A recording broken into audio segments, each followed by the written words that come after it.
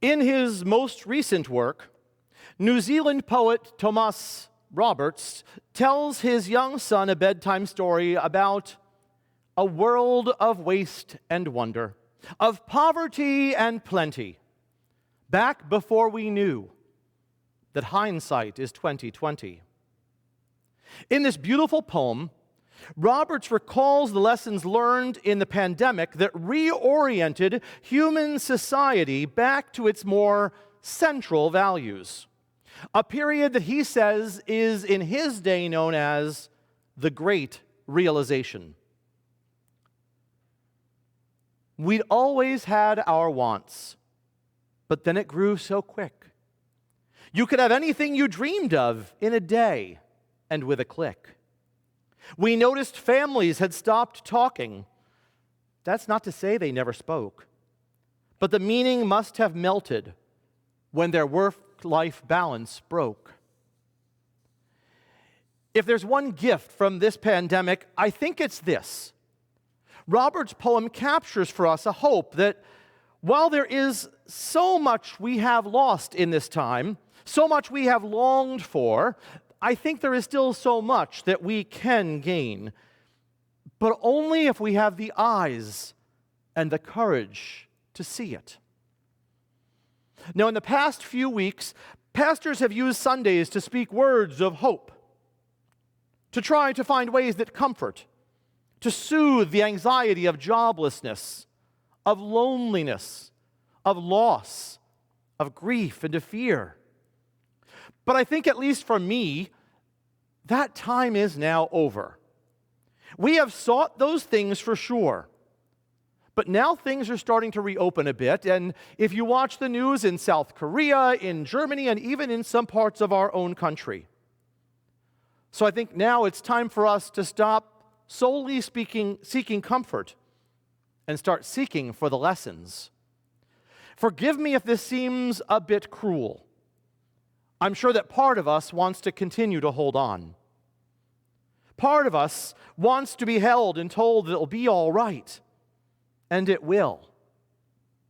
But still, there comes a time when we need to face the reality of our present situation and to honestly name the lessons we have learned. In the epistle reading for today, the Apostle Peter speaks to the churches of Asia Minor, and he says this: like newborn infants long for pure spiritual milk, so that by it you may grow into salvation, if indeed you have tasted that the Lord is good. Come to God, a living stone, though rejected by mortals, yet chosen and precious in God's sight. And like living stones, let yourselves be built into a spiritual house, to be a holy priesthood, to offer spiritual sacrifices acceptable to God through Jesus Christ.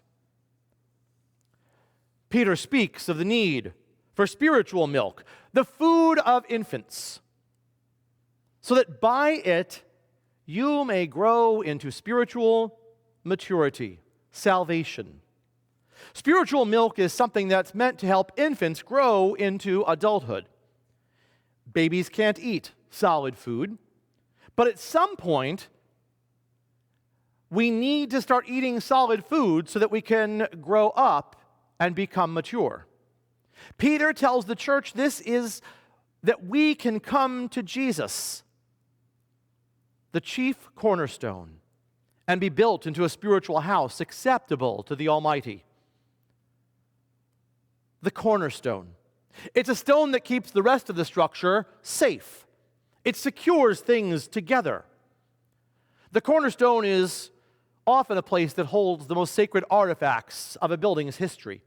Church cornerstones can often hold pictures or documents, things to remind the congregation of those who came before and of the things that were their founding principles, their values.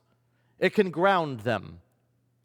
It's Jesus who keeps the structure strong, Peter says, and reminds us who we are. In the gospel today, we see Jesus giving a part of what's referred to as his farewell speech. And in this farewell discourse, he says, I am the way, the truth, and the life. No one comes to God except through me. Now, this saying can be a bit problematic for us in that it has been used in very exclusionary ways throughout the history of the church. It's often been interpreted as Jesus is heaven's bouncer kind of theology. You act good enough, and you get Jesus' approval, and he'll let you in. If not, sorry about your luck. Now, in more recent decades, scholars have come to understand the sayings a little bit differently. Jesus is indeed the way, the truth, and the life. And he was right, of course. No one comes to God except through him. But it's not because Jesus is the gatekeeper. Jesus' job, like the reading from last Sunday, is not to decide who gets in and who gets out. Jesus is the gate. That's entirely different. What Jesus is saying is that his way, his message gives light to the presence of the holy in our world. It's not so much Jesus saying, I will say who's in and who's out. It's Jesus saying, follow me, and I'll show you the way.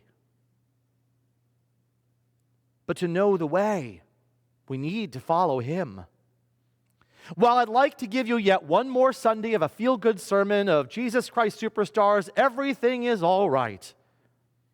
It's no longer the time to just close your eyes and relax. It's time to read the words of Peter as if they're written for us in our day, in our world, in our moment. To realize that spiritual milk was great, but now we need to grow up and remember who our chief cornerstone is. Who gives us strength and support? Where is it that we find our grounding and our meaning for this life we live?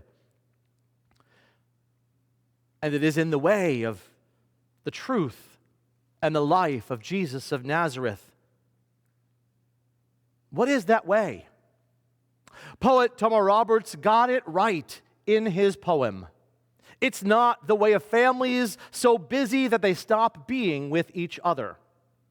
It's not households so glued to their cell phones and their computers that they stop talking to each other.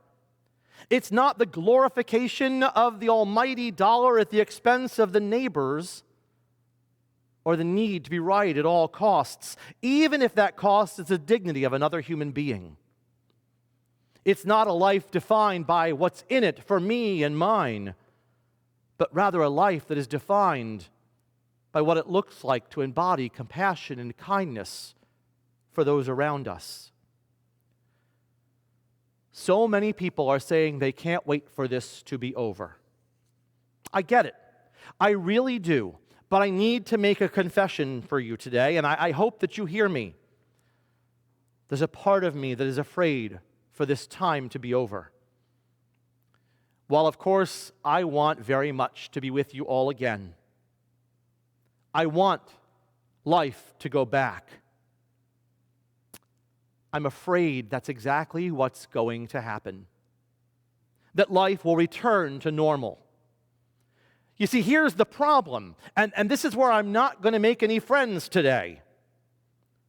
That wasn't normal. That was dysfunctional, and it's time we owned it, and we named it, and we change it. A society torn by political division is dysfunctional. A government that cares more about protecting its own power than loving and protecting its own people is not normal. It's dysfunction. Families who think that microwaving Hot Pockets 5 nights a week in between soccer practice and baseball games, and that eating together and talking to each other around a table has to involve a stuffed turkey or a Christmas ham is not normal. It's dysfunction. A society that's paralyzed by big money and powerful lobbyists to the point of destroying our ecosystem and burying kindergartners in schools. It's not normal. It's dysfunction. It's worse than dysfunction. It's sick. And we've been sick for so long as a culture that we've forgotten how to be well anymore. We've grown accustomed to our busyness, accustomed to being forgotten, to be present with each other and for each other. We've grown accustomed to accepting lies as truth from our leaders. We've grown accustomed to being cynical about even expecting our government to include adults who are moral, caring, and capable. We've valued opinion over personhood, and we've sat behind bully pulpit laptops and demeaned and degraded each other when we've had disagreements. That's not normal. It's sick, and we need to change. And so what is this way? What is this truth? What then is this life that Jesus talks about? Because it's not what we've been living, that is for sure. It's a way marked by compassion, by humility, by mercy, real relationship, honest giving, honest listening. A way marked by compassion and kindness, even if someone doesn't live, act, or believe the way I do. It's a truth that exposed the lies we've all believed and owned to our own detriment. The lie that money, possessions, success, and power define us. That brash vibrato and dehumanizing other people is a sign of strength to be admired instead of a moral evil that it is. That rugged individualism and personal freedoms are more important than honoring the sacred in ourselves and in each other.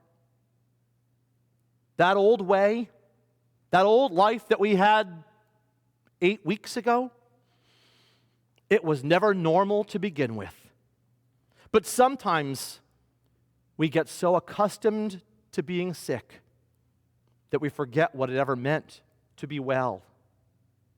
Now, friends, I think we have the chance. But that can only happen if we grow off the spiritual milk and put on our big boy and big girl pants.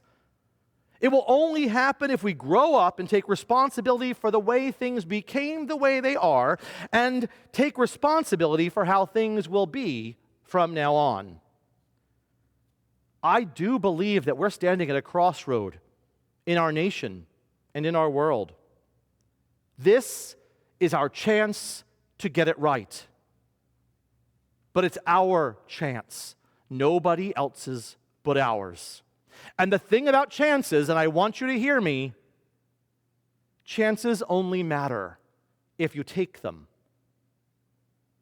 And so Roberts tells us the end of the great realization. While we were all hidden, amidst the fear and all the while, the people dusted off their instincts, and they remembered how to smile. They started clapping to say thank you, and they were calling up their mums. And while the car keys gathered dust, they looked forward to their runs. Some people started dancing, some were singing, some were baking. We'd grown so used to bad news, but saw good news was in the making. And so we'd found the cure, and we were allowed to go outside. But we preferred the world we found to the one we'd left behind. Old habits became extinct as they made way for the new, and every simple act of kindness was now given its rightful due. Why did it take a virus to bring the people back together? Because sometimes you have to get sick before you start feeling better. Will life ever get back to life as we knew it? Dear God, I hope not. Because frankly, we deserve better. So much better. And this may well be our only chance. But again, the thing about chances, they only matter if you take them. Amen.